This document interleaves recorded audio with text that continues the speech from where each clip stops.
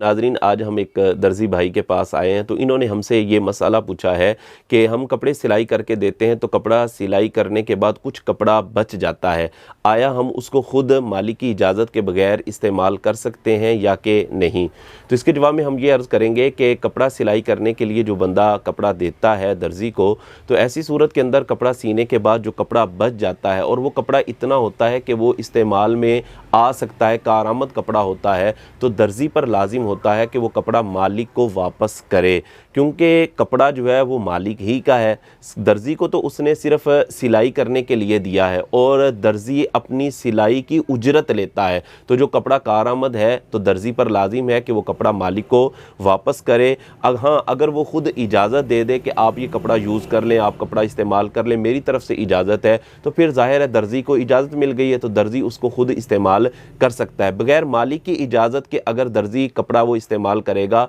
तो इसके लिए वो कपड़ा इस्तेमाल करना जायज़ नहीं होगा, नाजायज़ हो जाएगा। हाँ, अगर इसमें एक और चीज़ है कि छोटे छोटे जो पीस बच जाते हैं, छोटे छोटे कपड़े के जो टुकड़े बच जाते हैं, जो ना मालिक के किसी काम के होते हैं ना दर्जी के किसी काम के होते हैं, अगर वो दुकान वगैरह में पड़े रह जाते हैं तो इसमें कोई हरज नहीं होता। ज़ाहिर है वो कारआमद कपड़ा नहीं होता, ना उसके इस्तेमाल का होता है, ना इनकी किसी कोई ज़रूरत में आ सकता है। हाँ, जो कपड़ा कारआमद होता है उसको वापस करना दर्जियों पर लाजिम होगा। बगैर मालिक की इजाज़त के अगर वो इस्तेमाल करेंगे तो इनका इस्तेमाल करना जायज़ नहीं होगा।